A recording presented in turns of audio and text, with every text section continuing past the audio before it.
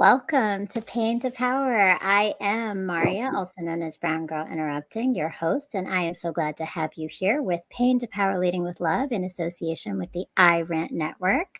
And today and every time we are together, we are talking about the stories of healing and the journey of finding our power to lead with love through that.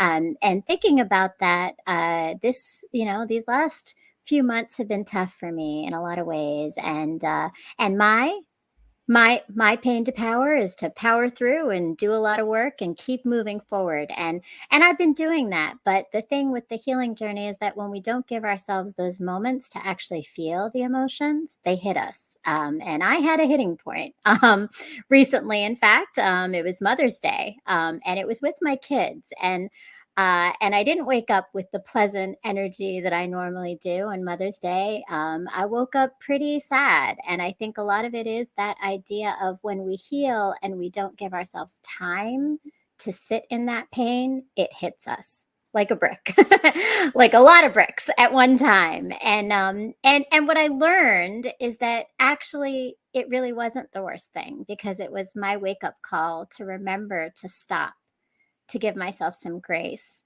to give myself time to feel all the emotions, and to allow the people around me who love me to be there for me through that pain. A lot of times we cover it up through the healing and the working and the continuing to move forward. And as we heal in community, what I hope that you continue to do is give yourself that grace to feel the emotions, but also to bring your community into it with you, right?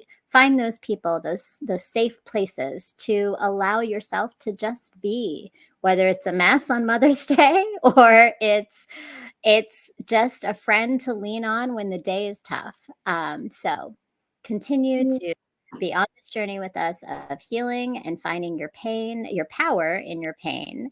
And with that, I am really excited to introduce to you my guest, who is also another brilliant mother and author and poet. And she is the author of the book Eggshells in Soft Black Hands. She is a poet and a spoken word artist and the CEO of Have a Voice. Welcome, Miko Reed. Hi.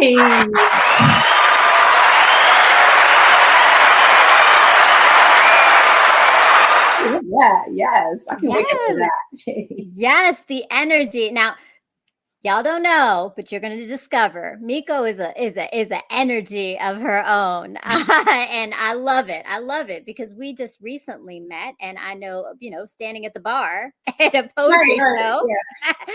and it just flowed because always fabulous. I watch Always Looking Fabulous, always yeah. Sharing your voice, and that is what is amazing. So thank you for being with us here today, and I'm really excited to hear about your journey of pain to power. So you are the author of the book, yes, Eggshells in Soft Black Hands. Can you tell me a little bit about the book? Okay, the book. First of all, thank you so much for having me on your show. Like, I watch it often, and I'm so honored to, so thank you. Thank you. The book is my baby, right?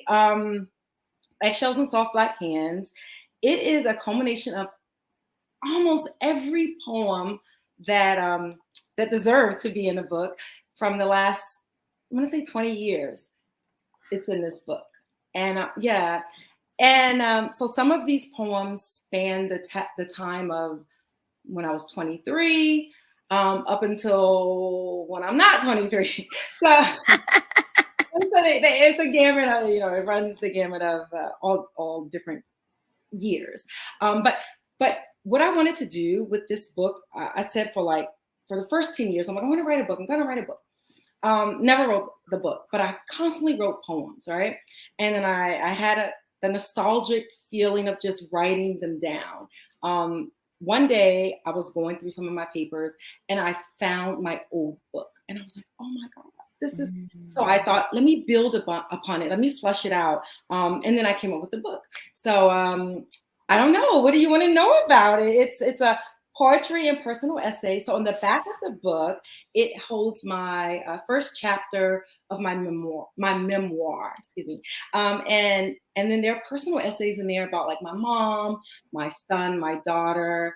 Yeah, just about my journey as a young Black girl growing up in Southeast DC. Mhm. During the drug era and seeing all of that, and yeah, just it's my journey, it's my story. You guys definitely gotta get it on Amazon and read it. So yeah. Well, we're definitely gonna go on Amazon and make sure everybody is getting the book, and I love that because that's such a beautiful thing, like, the evolution of writing and you from 23 to now is I mean, and I imagine I mean, I've been keeping up with with your story through social media and learning a little bit about you here and there, but you have done quite a lot of things in these years, right? Yeah, So, yeah, yeah. it's I imagine it is chock full of so much information about you, but I guess so. I would love to know a little bit more about the journey that got you there and got you to the point that you are. Okay. And so, whenever I invite my guests on here, I think it's really important to understand how you see the idea of turning pain into power and what that's meant for you in your life. Okay. So lovely question. And it's layered and multifaceted for me because my younger years were full of if I could juxtapose joy and pain, which is a common thing that people like to, compare. I I grew up in a lot of quiet pain, but on the outside it looked joyous, right? Mm. So I learned to deal with pain by smiling and by people pleasing. So it wasn't until it's a trigger warning, so I don't know how if that's okay to kind of go there, but um, Yeah. okay, cool. I was sexually assaulted at the age of 14 by my uncle, and it ended up in like a pregnancy, and I was a Jehovah's Witness, so I was like being told like you have to have this child because we did not believe in abortions or anything, and obviously I was devastated, and I ended up losing the child, but also almost losing my life. Mm. I was in a hospital, and we also at the time I was a Jehovah's Witness. We did not accept blood, so the judge, actually, whoever oversees youth or minors in the hospital, they went and took it to court, and then they allowed them to give me plasma, which saved my life. But I remember the elders praying over me. I remember looking at my face like, oh my gosh, I'm as pale as this page. And I just knew Mhm. I was I'm gonna die. I knew it. And it was like, well, you're dying for the greater good, right? That that's another story in and of itself, their whole religion thing. But I ended up, I was in the ninth grade when it happened. I ended up moving back to DC. And not many people know this, but I actually will make sense. I actually ended up staying back in the ninth grade because my grandmother at the time took me out of the school. And then Mm. I moved back to DC because I was in Virginia, and I had to repeat the ninth grade. But it was almost as if I had to repeat it because I failed versus the whole incident. So that was kind of swept under the rug. Mm. So, and speaking of my journey, I was at Hine Junior High School. I'm telling my age now because that school has been torn down. But I was at that school, and it was a creative writing teacher, and we had to stay after school for something if you're going to catch the bus. And I'm like, okay, I'll go in this class. And that's when I wrote my first poem, and I never stopped. So I was 14 years old. So that was the chunk of that journey that sparked my interest in writing. And that teacher, Mr. Sidney, I remember his name, and he's like, you kind of have a gift. His words, you gotta flush it out. I'm like, I don't know what that means, but okay, sure. And so yeah, And then you kept going. and I kept But going. Yeah. that's and clearly fleshed it out and found all the pieces of it, but that's a beautiful thing, and, thank you for being vulnerable to share your story because I think, it's clear that there was a lot that you were balancing and a lot of complexities that come up Mhm. there, and, I mean, for you, do you feel like the writing itself was part of that, finding your power in this in that moment in your life? Um, in that moment, I think that the writing was the sole thing catapulted me to power in that if we're framing, this part of my life. I feel like the writing was the reason that I stayed alive. If we push forward, when we start to push forward, then I will start to unpack like, okay, so the writing is great, but you also need this and you also want to do that. But in that moment, that sliver of time, the writing saved my life. And I think that's what made me have a voice, because I'm like, this is the age that you need something other than, whatever is ailing you, because there is power in pain. You feel it. So you have to feel the power to come out of it, to see through it. Yeah.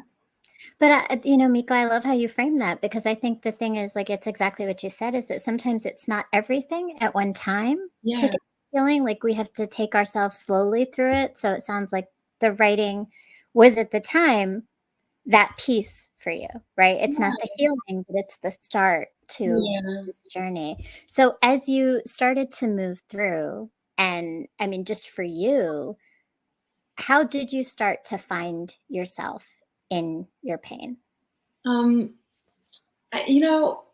That I like to compartmentalize things, and so I'm like, okay, I'm going to stay in. Oh, we age. We are sisters. Right, yeah. You're saying, I'm like, oh, yeah, cover up pain. Oh yeah, forget like. Right, yeah, like what are we doing now? Yeah. So, what was the question again? Because I got off on this tangent. I'm sorry. You were saying you compartmentalize things, and the question was, how did you find yourself in all this pain? So yeah. So I grew out of whatever, I guess the writing served its purpose at the time. And I was like, okay, yeah, this is great. And then I graduated high school, and then I'm like, at one point I thought this is gonna be crazy. But at one point I thought I was just going to like work at McDonald's until the Lord came. And we can laugh at that because I'm like, what? And the Lord wait, hold on. Till the Lord came? Yes. Yeah. That was my, so like that's it. Okay. That's okay. it.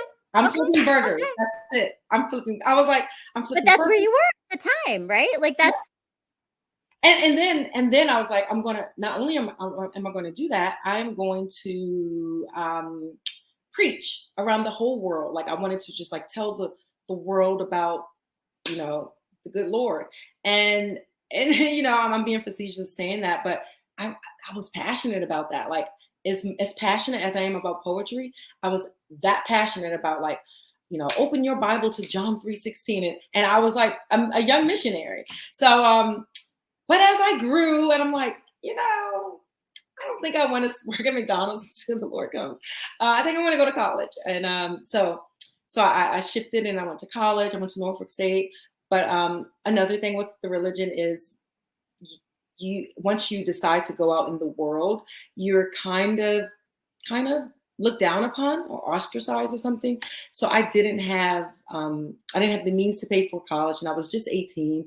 So I ended up having to like join the army. So that's what led me to the army, and that was probably the best thing that could have happened to me. Yeah. So tell me more about that. What was the change and the shift in going to the army then for you? It was huge because I was studying journalism, and I was working on a student newspaper, and that's like army journalism, like those two do not go hand in hand, but I ended up taking the test, and they were like, oh, you're smart, you can be a nurse. And I was like, okay.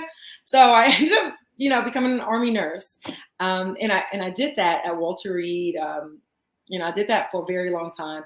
But then speaking of like layers of pain, this is actually the very first time that I'm speaking publicly about this. Just because I think it's important that people understand things happen, and you can still overcome, and you can still work through, and you can still center yourself in it. And I love, if I can go back to what you said at the beginning, sit in it, because that was going to be the title of my third book. Like, oh, I love that. And then get the F up, But then I'm like, okay. But anyway, so like, another assault happened in the military, and I requested to be transferred because I figured literally from one assault to was 23.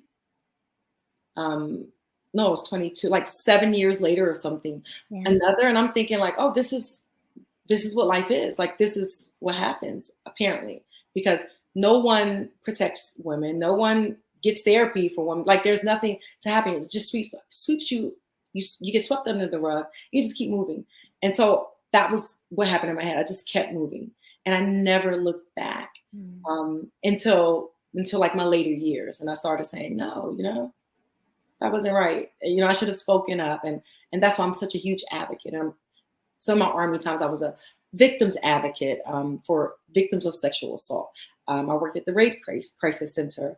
I was a sexual assault response coordinator, assistant, heavy on the giving back for people and helping them rebuild themselves from their pain. So that was a bulk of my journey in the Army. So yeah, and then I became a recruiter in the Army, and for me, I felt like that was another layer of helping people find themselves, and that became a passion of mine, to help you find your next step.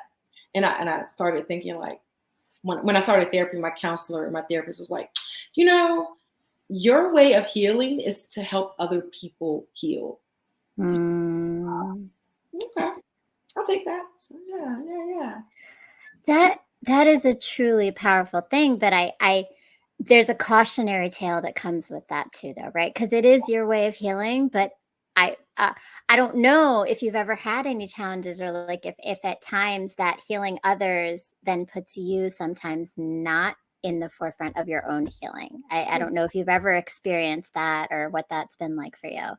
Yeah, and you hit the nail on the head with that, because I took a case in the Army as a victims advocate, and it was a young soldier. She had gotten assaulted, and you were on call, so it was like, I don't know, wee hours of the night, and I had to drive to the base, and I'm supporting her, but it was literally 20, maybe 17 years or so to the time that I was on a similar base and something like that happened to me. And I never addressed it. And it triggered me. That's, back then, the word trigger wasn't a thing. But I now identify, like, okay, it did something to me, that I was not fully present for her because I was in my own head. And that was the last case I took, because I said, I'm not done healing, So, and I didn't want to heal at their expense. So yeah, It's a brave move. yeah, That's a brave move, because you chose you, and in a way, like you said, right, you didn't want to do it at anybody else's expense, right? So yeah, in choosing yourself, you actually helped others in yeah, this process too, right? yeah. Because in choosing you, from what I've read, the Army also catapulted you into taking, you said, the healing through actual domestic abuse advice and support, but there was writing that came out of it, Yes. correct? Yes. So tell me that transition from being an Army. And by the way, thank you for your service. You retired at 24 years as a Master Sergeant General, correct? Yes. Look at you. That is pretty good. I did my research here. You did Okay. good work. Yeah. Which I mean, that's very impressive, I have to say. But you also, I think, just raised so much of the complexity of still being a woman and a woman of color Oh yeah. in the Army, Mm-hmm. despite that trajectory that you were in, right? Yep. But it did lead you into writing, and then expanding your writing into teaching others. Yes. So that was the beauty of it. My last duty station, or my last job, was I was a recruiter, right? And we had to be in a community. And I thought, how can I feel myself, like, internally, and still, like, serve? So at the time, I asked my sergeant major, like, hey, can I do a program in the community at local high schools, and teach them about poetry and mentorship, and then I promise I'll get some of them to join, right? And so he's like, okay, cool. And that is how Have a Voice started. Like, that's Have a Voice is my baby, like the book. Like, that's how Have a Voice started. You have these delicate kids that not many people describe inner city high school teenagers as delicate. But when you're sitting there, you're looking at them and you see them and you're like, these are babies. They're babies. And they're a product of their environment, you know? And it just did something to me. And I'm like, hey, let's pull our resources together, me and a couple of other soldiers, and let's get into it and let's talk to them and let's write with them. And the stuff that they came up with, oh my God, some of it was so beautiful, some of it was so heartbreaking. But they got to have their voice. And I think I did a couple of years of that. And I thought, you know, this has got to go further than just this high school in the Army uniform, you know? But that definitely led me to do something more once I retired. Yeah. I love that, Miko. And so I didn't talk about it earlier, but I was thinking I wanted to mention it. I was just in this event yesterday with young Black girls, and so much of what they said was that their voice is not heard, that nobody listens to what they have to say. So I think the fact of have a voice and the transformation of making space for our youth to have a voice, and I love that framing. They are delicate and they are children. We adultify them, and particularly our Black and brown children and our Black girls and our Black boys are adultified so early that we do not give them the grace that we give children. We don't. And they don't have that space for their voice. So that's huge. So tell me more about Have a Voice and what it did for you to be a part of this process, then to start it, to do it with children. Like, what's that all been for you? Yeah, so it's so funny. I never talk about this, if I can pull this back a little bit. My best friend and I, before Have a Voice, we started Girls Rock with Reading. That Girls Rock with, say it one more time. Girls Rock with Reading, with like. Oh, I love that. Girls Rock with Reading. I wish I had the, because we had our daughters, both of our daughters are 18 now, but we had them on a little card, and we had their silhouette. They had like the big puffy hair, and just, you know, little brown and black, little brown girls, little Black girls, you know? Yeah. And they were just, we had them reading a book and then like doing shows and, you know, on stage. And we had about maybe 12 people that signed up. And it went on for, our daughters were 7, 8, up until almost they were like right before they turned 9, because I got pregnant and had a son, and we were supposed to start Boys Roll with Reading, but Mama couldn't do it. I was exhausted. That boy was rolling. So my passion has always been for like the youth, the generation after us, you know, the ones that are gonna like make an impact beyond when we're gone. So anyway, some years went by, and then that's how I had the opportunity to pivot back into being in the community with the youth. And so when I left, when I got out the Army, I had a couple of the principals were like, "Oh, Miko, can you still come back? Can you, you know?" And I was just like, I mean, I did it a couple of times, but it just didn't fit in my schedule, and I felt so bad. And at the time, Have a Voice was not an LLC; it was literally just me. Yeah, and it's hard. It's hard being such a pun, an army of one. It was, can I be even more corny? But yeah, yeah. So that was difficult for me. But yeah. So as time went on, I developed it, and then the pandemic hit. And so I'm jumping some years, and then the pandemic hit, and I made it like an official Have a Voice LLC company, where we did mentorship.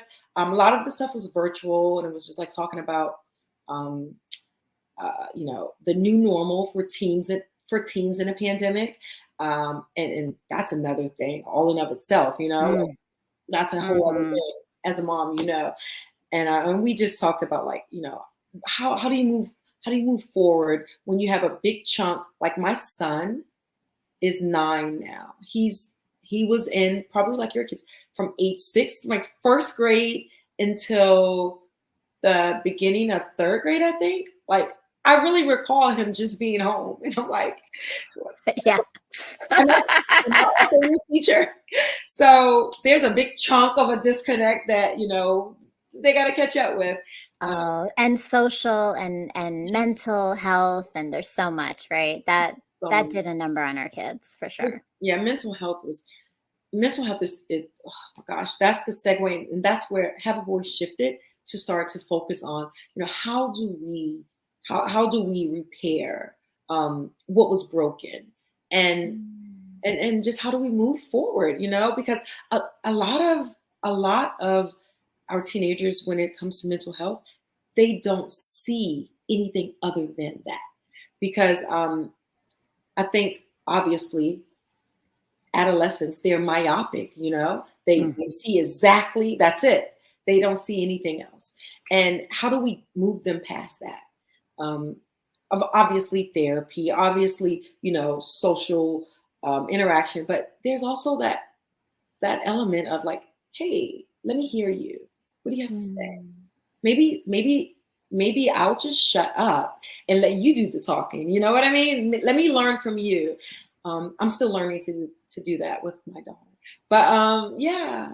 But I love that, because actually that was going to be the next question I had. First, I want to say, can we not minimize the fact that you started an LLC? Because I think like people do not understand. I am in the process right now of beginning this whole idea of like starting a business, right? But Yeah. people don't think about, like, you see the end result, but you don't realize how much goes into like creating that, to building it, to all the dynamics, the elements, reaching out to people. It's a lot. So Yeah. first, kudos to you. Thank you. Okay. Thank and you. and it clearly evolved as it moved forward. But Mhm.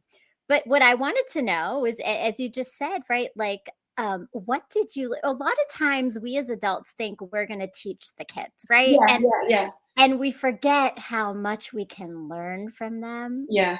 So I'm wondering, in this, right? What have you learned from the kids you've worked with? Okay. I'm like, am I going to say? Okay. So it's kind of it's in alignment with what my path was, being the army, right? The army is structure, right? It's forward moving. It's finding a solution and let's go. Suck it up. Let's go. So it's so funny in retrospect, but at the time, obviously, it wasn't funny. And my daughter and I talk about this. And if you allow me, there's this here.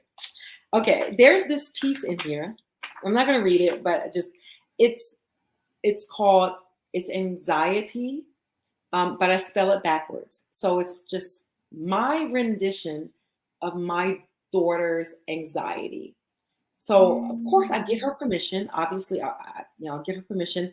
I got her permission, and then I said, "Here, you want to hear some of it?" She's like, "Sure." So I'm reading, and then and she's like, "Mom," I'm like, "What?" She's like, "That is not at all how it happened." I was like, "What?" I was like, "This book is in print. What do you?" She took you out the last. Like it was going to print. It hadn't been printed. I was reading her the manuscript. I had already uploaded it, and I'm like, I hit the button. Let's go. I said, what? So I said, let me. So we talk. Hours, grail, holy grail. So what I remembered as structure. Let's go. Let's get it. Wait. I understand what you're going through, but we gotta suck it up. Pain is weakness leaving the body. Okay, which you see, that's like I had my. So she's like, "Mom, you had your combat boots on." You're like, Mm. I was like, "But I'm so nice." She's like, "I was like a 13-year-old little girl, and I'm looking at you in combat boots. You're like, suck it up." I'm like, baby, I wasn't trying to say like, it didn't matter what you were trying to say. It was the impact. Mm. And as a writer, a fellow writer, we believe in authenticity Mhm. and truth and putting being your best self. You cannot be that in a story of lies or a Yeah. story of deception that's skewed. Right, or assumption. Right, right. Girl, I went in, I paused, I had to push the date back. I went in and I wrote an entirely new, like a play, and it was anxiety perspective, and it was Mm.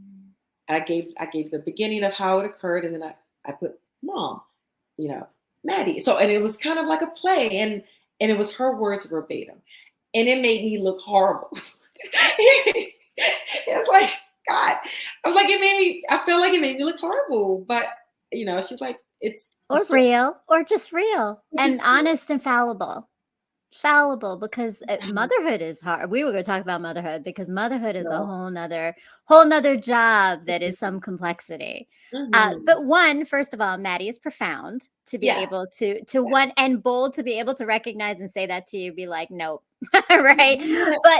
But I think also, like, that idea of being able to go back and say, like, okay, I'm going to Mhm. change this. Yeah. And I think, you bring up a really good point, and I wonder, like, this idea of mothers who have gone through pain. Sometimes, I don't know if you feel this, or it sounds like maybe, in the combat boots, right? I'm not. I've never been enlisted. I never went into the army, but I know that I am. I have been watching myself, because I tend to do this with all my children, but maybe my daughter more than my sons. Yeah.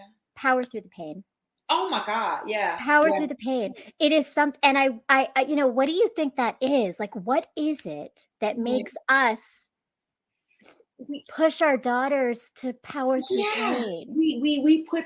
I think we don't want, and I'm speaking as a general, as a mom, like we don't want our daughters to feel the pain that we felt, and for us to Mm. not feel the pain, we sucked it up and powered through it. So we're telling them, suck it up, power through. But no, like, no, you should feel it, and then you should decide how I'm going to get through it, and validate your emotions. And that has been, I'm Gen X, that is the hardest thing. Because this generation, they will let you know, like, hey, nah, this I you're teetering on getting canceled if people knew you said this. And I'm like, There is no holding back. yeah, That's for yeah, sure. yeah. So our Um, parents have a voice in the house too, and that's a joke amongst my group of girlfriends. They're like, "Lord have mercy!" Like your kids, like they're super respectful, but like I want to hear, like I don't want to silence them anymore. I mean, I have to listen, but it's what it is. They have a But that's the thing, it comes with a side of honesty yeah, about you sometimes, that you may or may not be open and ready to hear, right? Like, and that's a never. hard one. Yeah, yeah, That's definitely a hard one. yeah. And so, I mean, in other ways, being a mother and doing all that you do, Hmm. how do you find, I'm not going to say balance, because someone recently said to me, we no longer say balance because it means that you're sacrificing something, but your rhythm within that of the flow to be in all the places you need to be and be all the things you need to be. Be all you can be, right? Be all you could be, right there, right? Outside the army or in. Right, right. And I actually I am okay with saying balance, and I'm okay with saying rhythm, right? Were those the two things? Yeah, Like, yeah, how do yeah. you balance? Because it feels like you're sacrificing something. Was that Yeah, what I you think that was the message that I was getting from yeah. it, but tell me more, like, so what do you think when you hear balance? So How does it hit you? I'm a realist for myself because I always say, I can't I can't lie to myself because I am sacrificing something. I am. I am. I absolutely am. There's I would be lying to myself and I would feel like a hypocrite if I did not say that when I am going to these events where I need to brand myself or I need to host an event, which I do often. Um, I have to balance that with I need to do something with my kids because right now I'm just feeling myself. But Mm. to the outside, it's like, oh my gosh, yeah, Miko, you're a mom, you have a full-time job and you have a company and you're just out here fortifying other people's strengths and providing a platform and look at you. Ta-da. And then my kids are like, is the Uber Eats here yet, mom? And I'm like, I'm about to get on the stage, just wait. So there's a balance with that. Sometimes I have to say no. Sometimes I have to say, I'm sorry, I can't come to this event. And that's how I find my rhythm. I literally look at my calendar and say, okay, the month of June, I have 3 events on the first weekend, 1 on the second. Haha, it is the end of the school year. So I will have more time during the week. Let me take off a day or 2 during the week. So it's a literal, physical, tangible activity for me. Because if not, I'm gonna look good in the streets, like, oh, she out here. But my kids are gonna be like, oh, who is our mommy coming home? But not literally, but yeah. No, but thank you. Thank you for that honesty because as you said all that, I was like, oh yeah, I guess that's what I do too. Like, I'm like, because but and what you said, I think even in terms of like what people see outside and what your children see inside. Yeah. Totally they different. don't see. I mean, my kids look at me like you're not all that. Like, I don't know what you think, right? And not that I am, but just that Right, like but no, you are. nothing I You do are. is impressive to them. I think someone asked me that one time, and I was like, yeah, no, my kids think I'm like the lamest person ever. The lamest. Like I make a TikTok and my daughter's like, oh, your TikTok came up on my feed today. I'm like, Right. isn't it cute? It's okay. Or her best friend will send her like one of my reels, like, oh, look at Miss Miko. She's outside. And I'm like, she's doing slam poetry. I'm like, okay. So it's nothing cool. No, it isn't. But I think, it's funny because I keep thinking in my head, it's going to eventually evolve, right? They're going to see it. They're going to see it when it clicks for them because it's all also though for them to some extent too, right? Like what our kids don't realize sometimes and the next generation doesn't see is that this is laying foundation for something bigger. Yes, it's your time now. Yes, it's your commitment now. Yes, it's rescheduling your calendar now. Yes. But it's towards a bigger goal of a foundation for your kids, for you, for your, for the community, because you're giving back and building other kids and building other families, right? Yeah. Absolutely. And we have to, I really do think we have to give our flowers and we have to remind ourselves of those things sometimes, even when our teenagers are telling us how lame we are, right? Like amid the side eyes. We gotta yeah. But my son is like, mommy, I want to be an author like you and I want to write a book. And I'm like, let's get it. So that's the venture this summer. He wants to write a book, Mason's Mysterious Mysteries at 9. And I'm like, yay, let's go. So I'm excited about that, Yeah. That's awesome. I love it. I love it. I love it. So like as you have been on quite a journey, like, okay, so I think we skipped some things along We this speak a journey lot, because I feel like there's more. I saw some pictures of you. Or did you model? Oh wait, then we were supposed to talk about that one? No, I'm just kidding. I did. I used to model for Goldwell Cosmetics and another entertainment company. And then so it started with, I used to intern at BET. When I was 23, I was an intern at BET. And I was lying about my age then, saying I was 20 because it was just cooler to be younger, Like, that's terrible. But I interned there. I met so many celebrities, like run the gamut from like,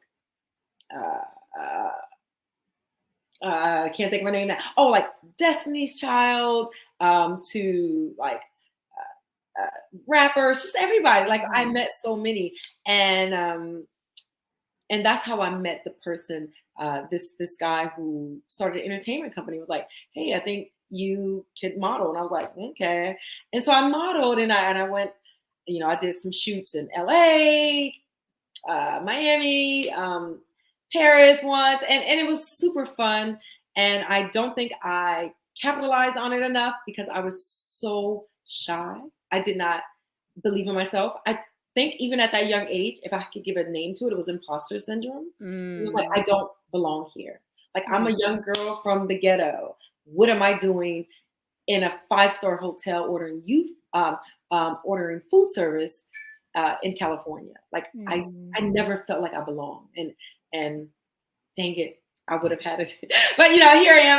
I am where I'm supposed to be. So I'm super excited. But I even wrote through those times. Like I was always writing. So always writing. Yeah. Always writing, always writing. That's a beautiful thing, is it? I mean, it's a part of you. It's Yeah. a part of who you are. And so, speaking of which, Yeah. you were going to read something for us today. Yes, I am. Yes. I think, I'm not sure if I was going to read from, so I'm going to read one of my poems from National Poetry Month, all right? Mhm. So National Poetry Month is when you write a poem a day, and you push your pen, as poets love to say, you push your pen and you write a poem a day. And some of them are amazing. It's off of a prompt, and some are just like that stays in the book, like your personal, like no one should hear that. But so I ended up with 33, I believe, from different prompts and everything. So this one I'm gonna read is called My Mother's Tattered Bible. Mm. Okay. I'm gonna read it. Trust me. Here we go. My mama's tattered Bible. All right. Trepidatious as she stands in line for saving, restoration, deliverance. She is the last piece of the air that I breathe. She is creation. On this earth, Mama's my salvation. She is the Lord's Prayer and meditation. Listen, my mama is the sum of it all, wrapped in layers, circling her soul like pieces of scriptures floating, like debris after a storm, like her tattered Bible, worn like the 80s. She is dope. My mama is greatness dipped in Jordache and royal crown. She is blue magic, black, indigenous. She is cocoa, butter, and sage, aromatherapy. She is affirmations. She is your favorite food, replenished. She is unfinished, like pain from scars, like grief from death, like this poem. Okay. So, yes, let's snap it up. Yes. Oh, I love that. It's beautiful. Thank you. Thank you. So tell me a little bit about, I mean, it's a poem a day, but something Yes. inspired that for you. What Yes. inspired you to write that poem? So it's so funny. I have written poems for everybody. Birthday poems, marriage poems, divorce poem. Love. You need a poem? I got you. Right, Right? right. You need a poem. Right. And I've never written one for my mom. And it's because, relationships with your mom sometimes, depending on, so my grandmother raised me because my mother had, she had some things going on in her life. And so I think for a long time I forgave her, but I never got over it. So I'm like, did I really forgive her for like a long time? So I could never bring myself to write a poem about her. Never. I was started trepidatious as she stands. That's it. Like I could never. But something clicked this year. My dad died in 2021. My condolences.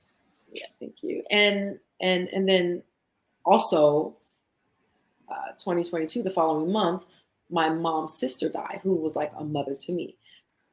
So it was just like we were hit hard, like, and right after my dad died, my husband and I separated. So it's just like, okay, we're talking pain to power here. All right, let's what are we gonna do here, And so to just segue back to the poem about my mom, I started to see her long before 2021, honestly. And it's so funny. TikTok had a thing, and I remember I was hosting the event that she featured, and a poem was about being seen or something. And it's like how we don't see our parents as people. you know? And so it's like, she was a person. And now that I'm in this space with like, I'm adjusting to single motherhood, and I'm like, what? How did y'all do this? I see her more.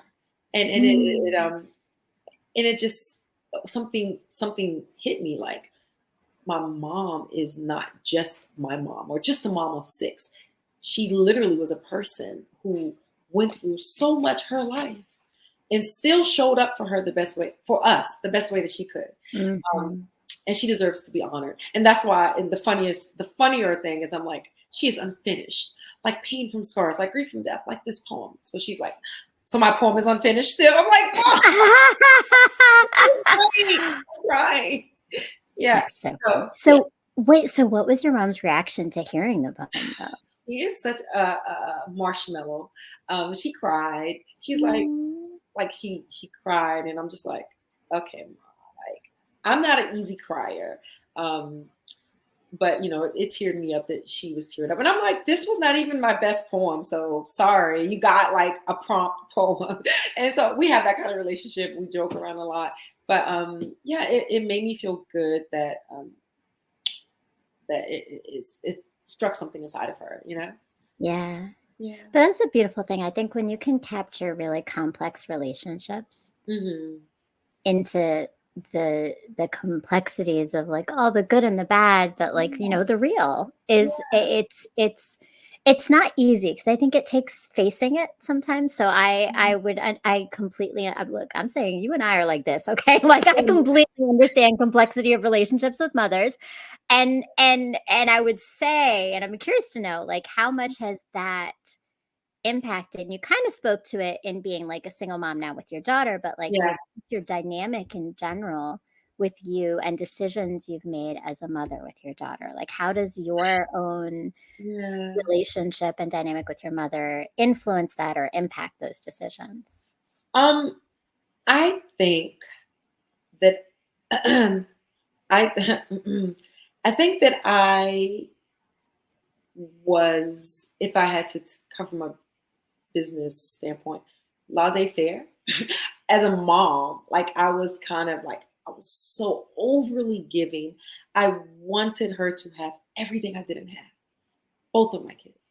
But my daughter was my firstborn. So every year, her birthday, girl, when I tell you, like I'm talking about, we're renting live princesses, we're flying to Disney, we're going to New York, you know, we're having lavish parties and gifts, and oh my God, it was everything I craved and nothing she craved. And Mm. and my daughter is very outspoken, um, and intuitive, and she can read the room. And I can read the room, but with her, I couldn't, because I'm like, let's make it bigger, let's do more, let's do more, let's do more, you know. And she just she didn't want more. she just wanted she just wanted me. And at her 12th birthday, I think, I was like, hey, got it. We're going to we're going to rent a limo. And she's just like, Mom, let's just go to the movies. Like, we don't need it. I know. That's it. I Oh. spent hundreds of no. Like, what? And it was beautiful. But I realized, even in that vein, like I realized growing up as a Jehovah's Witness, I never had a birthday party ever. So I gave it to her. Right. So just for context, because not everybody probably knows, tell us a little bit about that, because I think just Jehovah's Witness don't celebrate birthdays, correct? I say we, but I'm not a Jehovah's Witness anymore. They don't celebrate anything. There's no celebration. There's no celebration of anything that's considered pagan, of the world. There, you know, and it's like, so no Christmas, no Christmas missed us. No Christmas, no birthdays, no big turkey on Thanksgiving, no Halloween candy. What else do kids love? No Valentine's Day. We're just the nose, right? Right, And, right. and so And I wanted us to be the yeses. So when I had my kids, I'm like, yes. We're going this way. Yeah. Right. Oh, what? You want a doggy? Yes. You want to go and swim with the dolphins? Yes. So, yeah. So it's just another example of us pouring our pain into our kids and wrapping it up as pleasure for them. And it's not Mm. pleasure for them. For me, Ooh, it's not.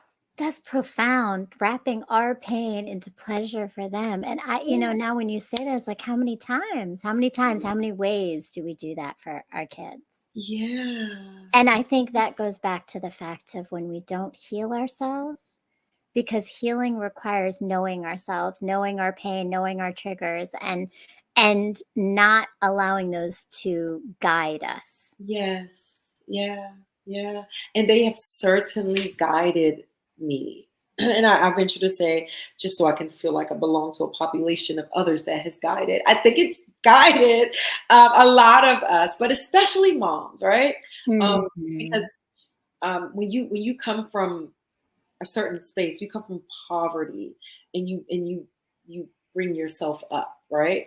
Um, and people, you meet these people along the way that know you as Miko the poet versus Miko the little girl who shared a bed with three cousins, or didn't have, had to boil hot water to wash up sometimes, Mhm. those kind of things.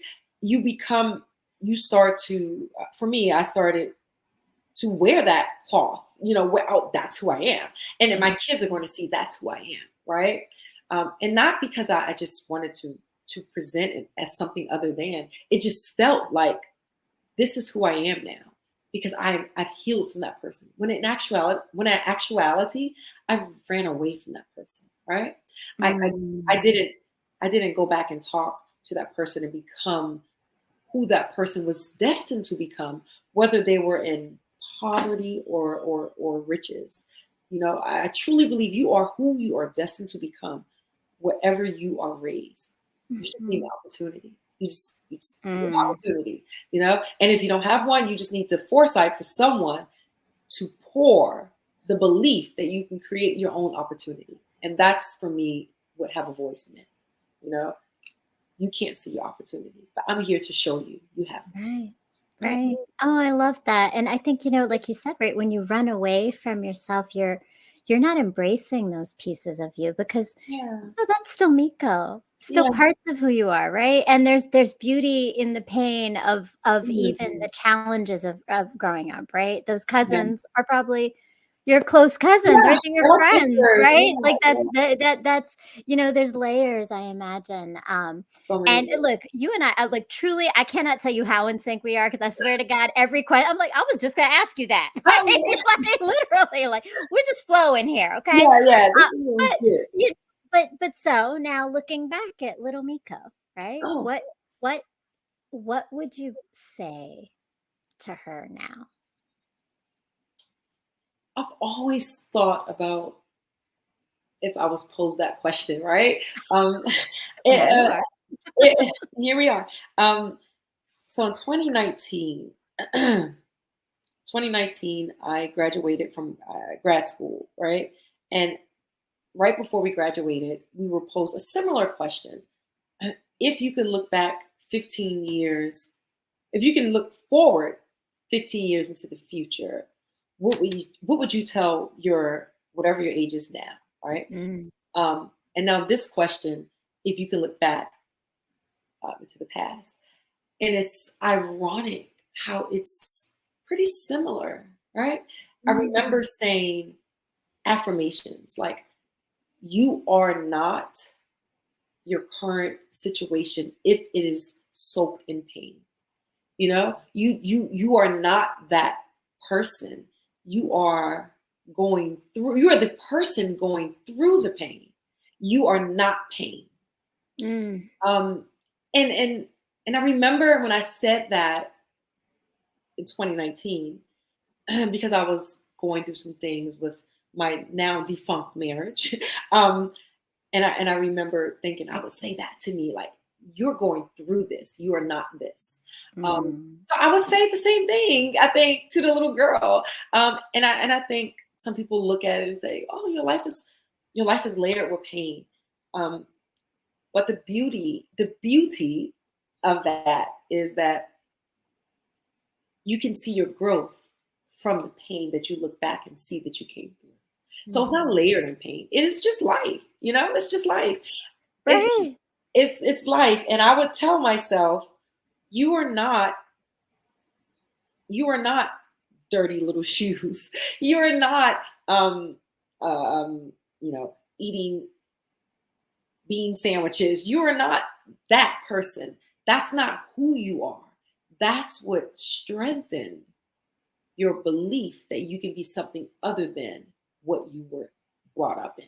Mm. I don't know if that makes any sense. It feels like the whole concept of pain is how to go through it. So I would add another layer to that. I would tell myself, while you're going through it, feel it, right? Mhm. Feel what Mm. this feels like. Mhm. Like if you could give it a texture.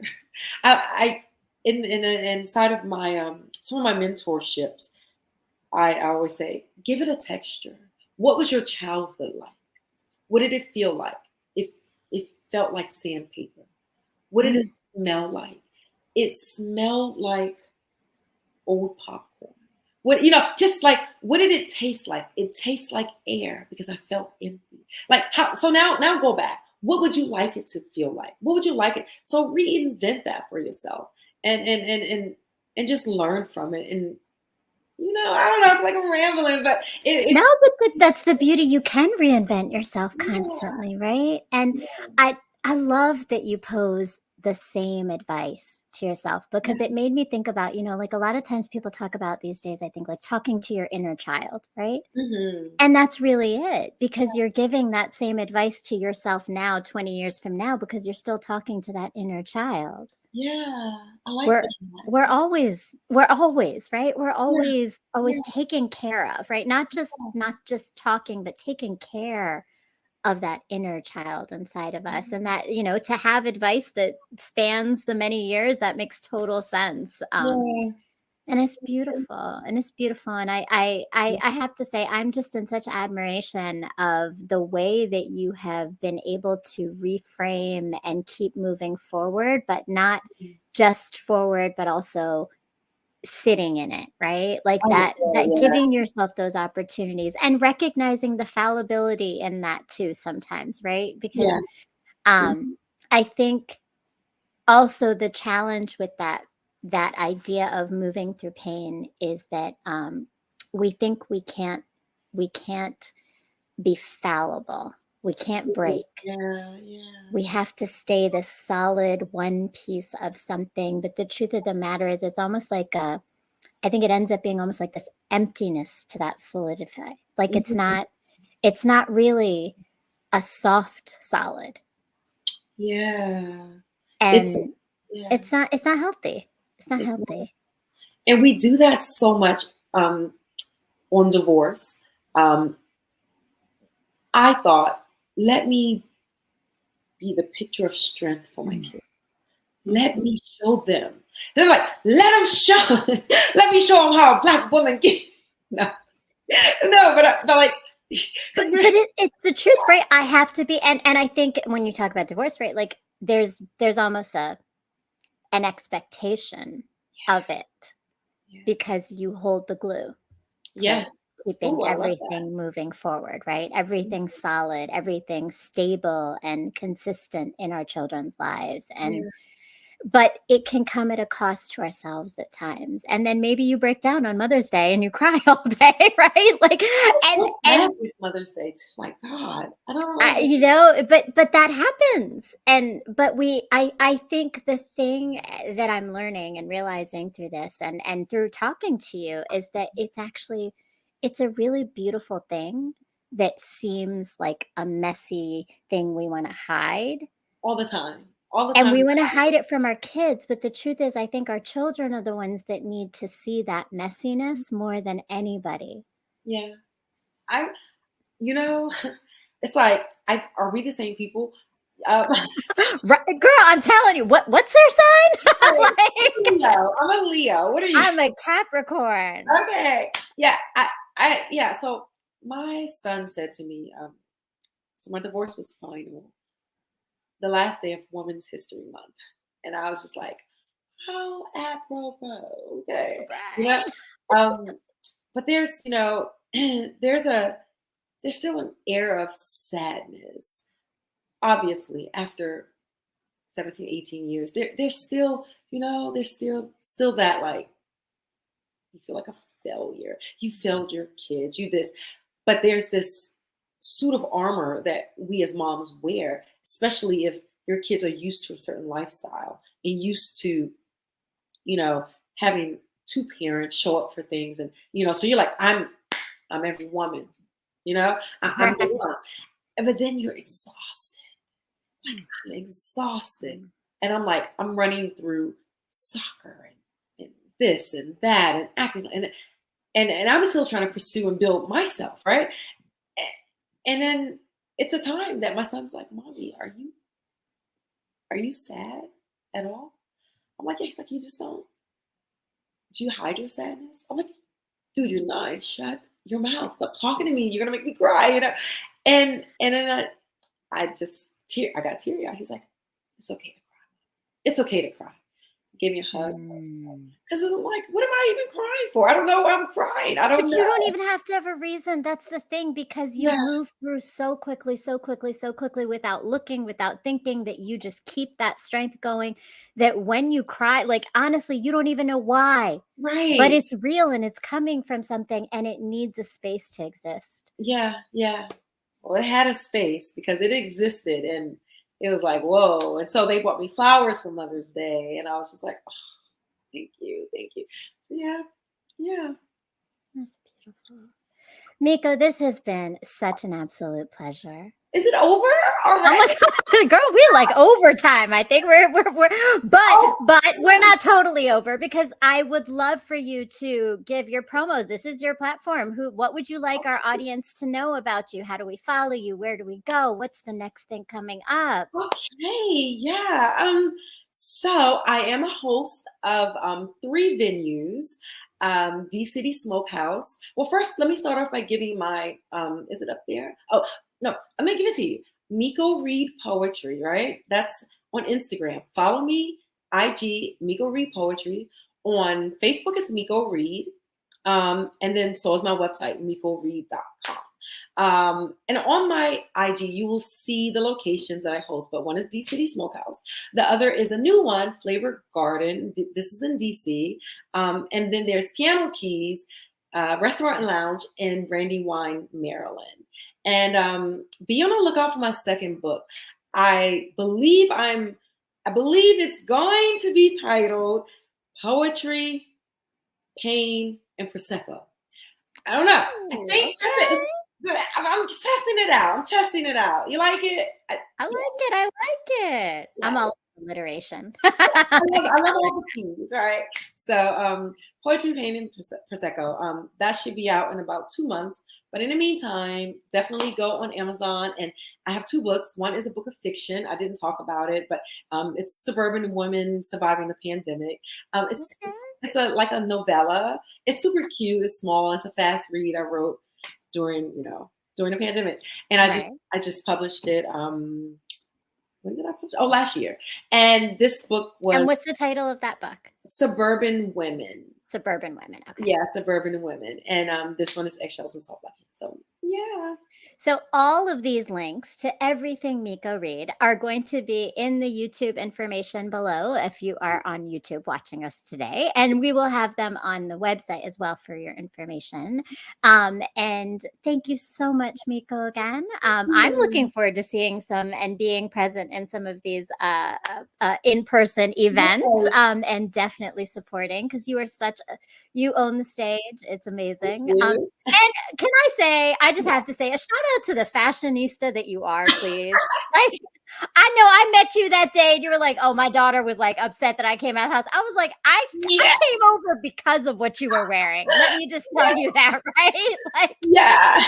It's this cute little boutique that I shop. It's like Black owned, and it's top okay, girl. boutique. Well, when's our shopping date? When's our drink date? When's our Yes, coffee date? Because you know we it's gotta good to get me it. and you. Let's get on our calendars, okay? We're getting there. We're getting there. And thank you so much to everyone for joining us, to the Ranters Network, for coming and supporting, for all of our supporters here just watching. Please make sure that you subscribe to this channel, that you like, you comment, hit the bell for all the recent episodes we show on Sundays at 9 o'clock on YouTube.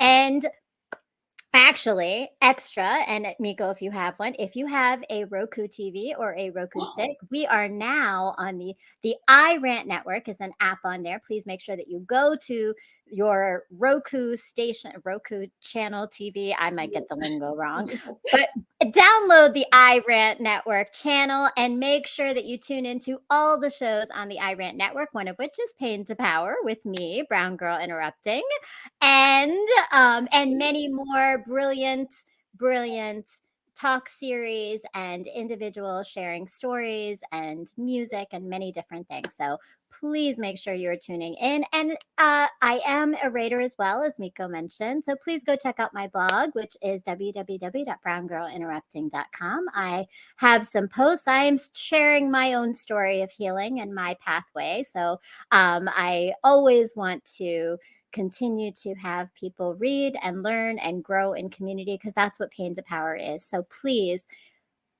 let yourself feel the feels. Give yourself space. Sit in it if you need, but recognize, as Miko said, right, we're moving through the pain while still feeling it. And it's going to be in the past eventually, because you never stay there.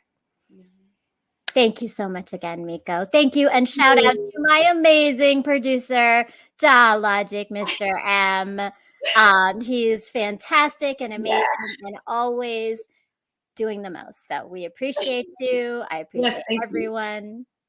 Thank you again. Have an amazing evening, morning, afternoon, wherever you are. And thank you for tuning in. Please make sure that you come and check out the next episode of Pain to Power, Leading with Love, with more guests sharing their stories of healing and leading with love.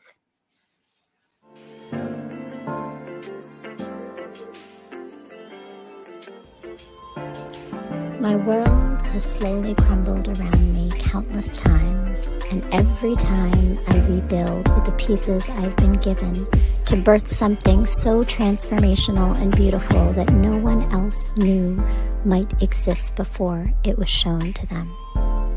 These moments tend to coincide within my romantic path. The universe has been telling me to focus on the revolution and not romance. It has over time given me the tools, resilience, and light to turn my pain into power.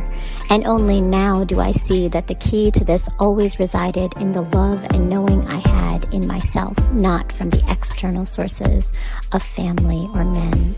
The message I have been avoiding might be that my time in this world I had existed in was not to receive love, but to put it out there for others to see, feel, and heal through.